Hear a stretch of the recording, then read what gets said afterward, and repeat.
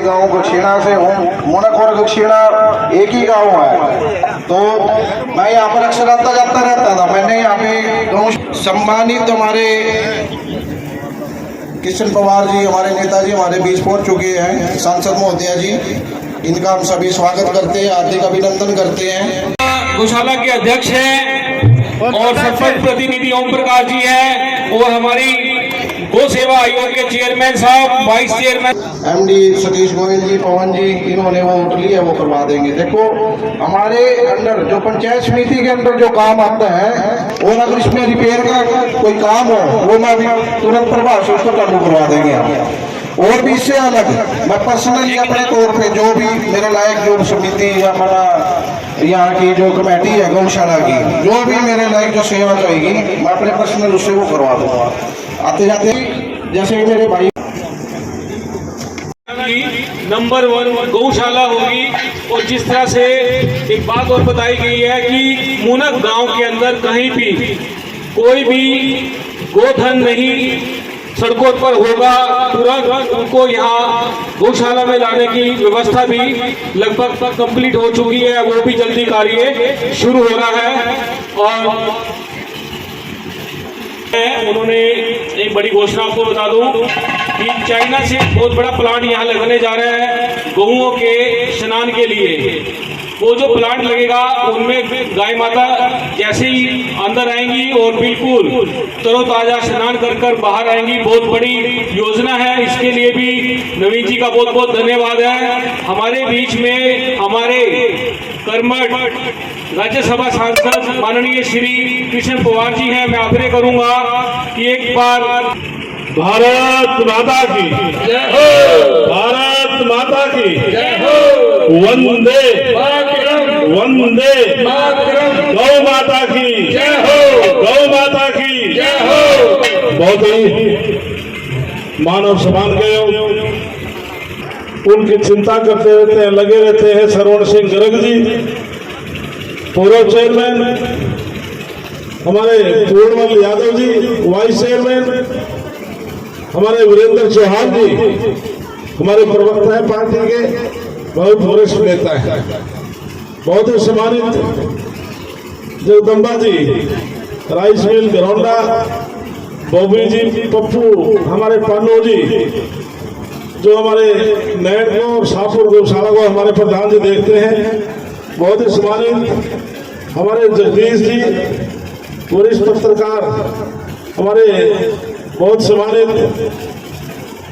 सरपंच श्रीमती क्या नाम है इसका, फूल कुमारी जी, हमारे समाज सेवक ओम प्रकाश जी, हमारे योगेंद्र जी आगे, योगेंद्र राणा जी, हमारे ब्लॉक समिति जितेंद्र संधू जी, हमारे युवा साथी चले गए हैं, अजय कुमार जी, अमित राणा जी, सम्मानित मंच और इस कार्यक्रम में उपस्थित पिता तुल्य बुजुर्गों, साथियों, और मेरे राइट साइड में हमारे हरियाणा कल्चर को जीवित करने वाले, और मैं दर्शियों कह रहा था कि मैंने जल्दी जाना है, लेकिन जब छोटे छोटे थे साइकिलों पर सांग देखने के लिए जाते थे, आज मैं 50 साल बाद पहली बार सांग दोबारा देखूंगा, 50 साल बाद। आपकी जय हो सरकार। इसलिए मैंने खुद कहा था भाई मैं एक राग भजन का जरूर सुन के जाऊंगा। तो इसलिए आज का जो कार्यक्रम हमारे अध्यक्ष जी ने रखा, इसके लिए मैंने कहा बहुत आभार प्रकट करता हूँ। शुभ काम के लिए इन्होंने शुरुआत की है, मैं इलाका वासियों से विशेष तौर से प्रार्थना करूंगा इसमें बढ़ चढ़कर भाग ले और सहयोग करें। गौ हमारी माता है और गौ की सेवा करना हमारा नैतिक कर्म और धर्म बनता है, हम गौ माता की सेवा करें। इसके लिए जैसे हमारे वाइस चेयरमैन साहब ने, हमारे मलिक साहब ने बड़े विस्तार से गौ सेवा के लिए क्या क्या हमें पग उठाने चाहिए, क्या क्या हमें काम करने चाहिए, उसके बारे में बड़े विस्तार से बात कराई। इसलिए साथियों, कोई प्रदेश से गौशाला के लोग मेरे पास आए, मैं ईमानदारी से कहते मैंने कभी मना नहीं किया, तो मैंने एकदम से हाँ की, और पूरे हरियाणा प्रदेश में सभी गौशाला में जो मेरे पास हमारी कमेटियां इस सबको हमने पूरे प्रदेश में मैंने अपने अनुदान राशि देने का काम किया। और ये पानू साहब बैठे हैं, इस राणा विधानसभा में 8 गौशाला है, 40 लाख रुपया तो मैंने अपने कोटे से वहां दे रखे हैं, अब 15 लाख अब दिया। तो मैं हर वर्ष बगैर मांगे, जब मैं मिनिस्टर था 5-5 लाख रुपए बगैर मांगे अपने आप भेज देता था, कभी लोग कहने की जरूरत नहीं पड़ती थी। आज मैं नरेंद्र मोदी जी के, जेपी नड्डा और विशेष से मुख्यमंत्री और धनखड़ साहब के आशीर्वाद से राज्यसभा में गया हूँ। अब भी मैं जितनी भी गौशाला मेरे पास हैं उनको बगैर मांगे अपने पैसे भेज देता हूँ। जैसे आपने कहा, मैंने 1 मिनट से हाँ की मैं अवश्य आऊँगा।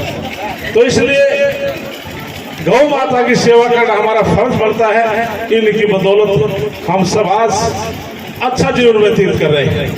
जब माँ का आशीर्वाद होता है तो फतेह फतेह होते हैं भाइयों। तो इसलिए सरकार ने भी, जैसे चेयरमैन साहब ने बड़ी योजनाएं बताई है, हरियाणा सरकार ने, चेयरमैन साहब ने, मुख्यमंत्री ने और पूरे गौ सेवा आयोग ने एक तय किया है कि पूरे हरियाणा प्रदेश में कोई भी गांव जहां पर 100 गायें के लिए कोई गौशाला खोलने का लक्ष्य लेता है तो उसको सरकार अनुमति देगी, आयोग अनुमति देगा। और सरकार की तरफ से ग्राम पंचायत को भी अधिकार दिए हैं, डिप्टी कमिश्नर केस बनाकर भेजेगा तो 100 गौ के पीछे 2.25 एकड़ ग्राम पंचायत की आपको मिल जाएगी। इसी प्रकार से जो 500 गौ की आप कोई गौशाला बनाएंगे तो उसके लिए 10 एकड़ मिल जाएगी, 10-11। और आप 500 ज्यादा 1000 करेंगे तो उसमें से 20-22 एकड़ जमीन गौशाला के नाम सरकार रजिस्ट्रेशन कराएंगे तो आपके नाम कर देंगे, जिससे चारे में, रख रखाव में, उसमें सभी में गौ माता का सहयोग के, ऐसी सरकार की पॉलिसी। इसके अलावा हमारे हरियाणा सरकार ने, जब मैं मिनिस्टर था, पूरे देश में केवल हरियाणा सरकार ऐसी सरकार है, हमने विधानसभा में एक कानून बनाया है, कोई भी गौओं का हत्या करने के लिए कोई भी गाड़ी में इठा जाती है तो उसको 10 साल तक की सजा का प्रावधान हमने कानून में किया है, 10 साल तक का। और जिस साधन में गौओं को लेके जा रहे हैं उस साधन की सुपुर्दारी में नहीं होगी, उसको डिमोलिश कर दिया जाएगा। ऐसा कानून हरियाणा सरकार ने बनाया है जिससे कि हमारी गौ माताओं की रक्षा हो सके। इसके अलावा जैसे हमारे चेयरमैन साहब कह रहे थे, हरियाणा प्रदेश में 545 से 46 के करीब ऐसी गौशालाएं हैं जिनकी रजिस्ट्रेशन हो चुकी है, बाकी रजिस्ट्रेशन अभी जारी है। जिस प्रकार से आपकी गौशाला है उसकी रजिस्ट्रेशन अभी नहीं हुई है। तो इसलिए जैसे जैसे रजिस्ट्रेशन होगी आप सरकार के हेड में आएंगे, प्रति महीने जितनी गऊ आपके पास है तो उसमें साल के अंदर चारे का जो पैसा मिलता है प्रति गऊ के हिसाब से सरकार उनकी गिनती करके आपको चारे के लिए पैसा भेजते हैं और डेवलपमेंट के लिए अलग से पैसा भेजते हैं, जिससे कि गांव का इलाका सहयोग तो होता है लेकिन सरकार भी बराबर से ये कोशिश करती है कि हमारे गौ माताओं की किसी प्रकार से दिक्कत ना आए। इसी प्रकार से गौओं के लिए जिस प्रकार से चेयरमैन साहब ने कहा, आज पेंट में यूज होता है गोबर का, और आप उस पेंट से आप किसी घर में करेंगे, जैसे कि आप मच्छरों के लिए स्प्रे करते हैं, स्प्रे करने की आवश्यकता नहीं। इसलिए कोई मच्छर मक्खी भी उस पेंट में, जिस रूम में आप उसका पेंट करेंगे उसमें एंट्री नहीं करेंगे। ऐसे गौ माता का गोबर है। इसी प्रकार से गौ माता का जो मूत्र है कितनी औषधियों में उसका प्रयोग होता है, आप एनालिसिस कर सकते हैं। इसलिए भाइयों मैं तो आपसे अपील यही करता हूं कि हम सब जो गौ धन है जिस प्रकार से उनकी सेवा के लिए, जैसे हमारे प्रधान जी ने लक्ष्य रखा है कि मुणक गांव में कोई भी गौ माता सड़क पर नजर नहीं आएगी, सिर्फ गौशालाएं के अंदर होंगी। और पूरे हरियाणा प्रदेश में मैं सौभाग्यशाली समझता हूँ, मुख्यमंत्री का धन्यवाद करता हूँ, प्रधान जी का। हमने नैन गांव है मेरे विधानसभा में, सराना में, वहां पर प्रधान जी पानो जी उसको देख रहे हैं।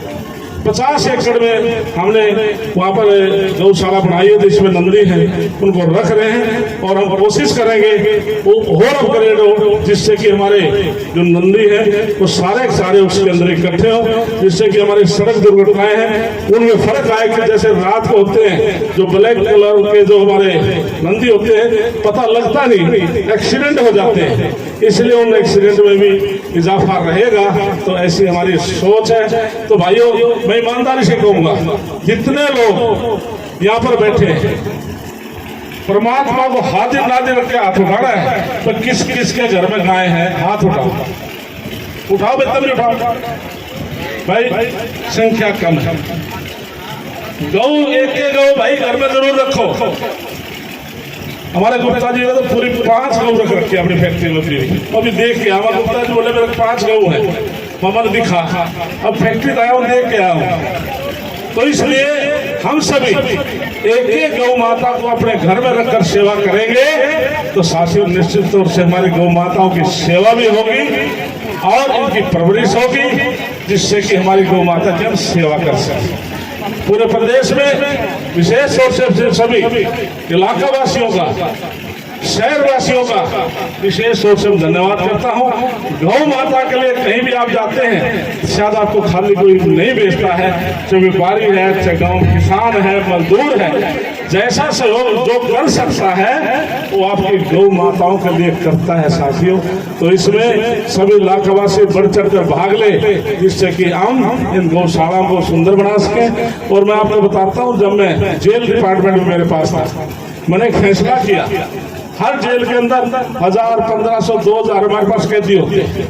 मैं जेलों में जाता था तो मैंने मुख्यमंत्री से बात की, हमने इनको क्यों नहीं हम सेवा में लगाए, हमने इनको गौशालाओं के साथ जोड़ा है।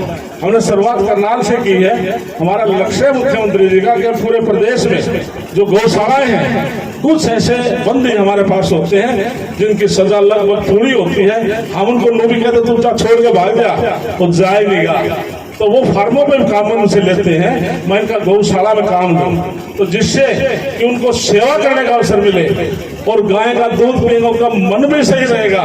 तो ऐसी योजना मैंने अपने समय में जेल मंत्रालय की तरफ से बनाई थी।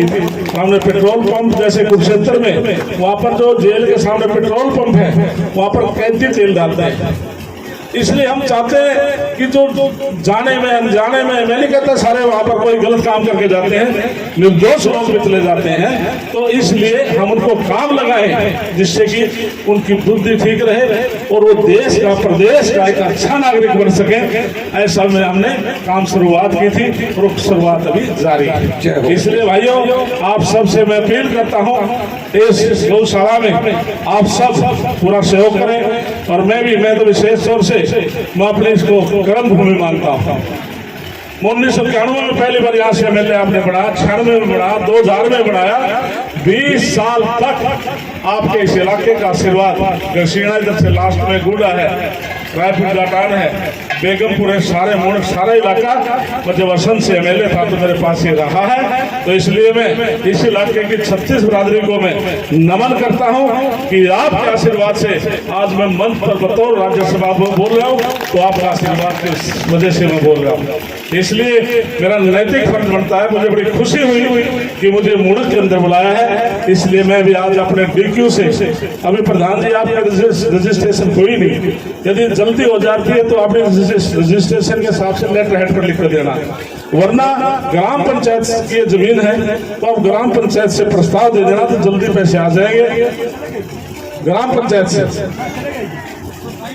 सोसाइटी में नहीं हो पाएगा रजिस्टर नहीं, क्योंकि एमपी, राज्यसभा, लोकसभा तभी हम दे सकते हैं। 3 साल पुरानी आपकी कोई IDTR आपने भरी हो, 3 साल पुरानी संस्था हो, इसलिए उसमें शायद नहीं मिल पाएगा। तो आप ग्राम पंचायत का प्रस्ताव मुझे दे दें तो मैं अपने DQ समय 11 लाख की घोषणा करता हूँ। 11 लाख इसमें हम मैक्सिमम दे सकते हैं। पूरा मतलब दे दिया, इससे हम कम देते हैं, लेकिन यहाँ पूरे 11 लाख रुपए मैं अपनी तरफ से इस गौशाला को देता हूँ, जिससे कि हमारी गौ माताओं के लिए सेट बनवाएं और इंफ्रास्ट्रक्चर जो आप बनाए, आपकी जो योजना है उस हिसाब से आप खर्च करेंगे। तो आप सबने मुझे बुलाया, इसके लिए विशेष तौर से धन्यवाद करता हूँ और पूरे इलाका का दोबारा फिर मैं सर झुका के नमन करता हूँ कि आपके बीच में आकर के मुझे आपके दर्शन करने का अवसर मिला। भारत माता की, गौ माता की जय हो। भारत माता की धन्यवाद।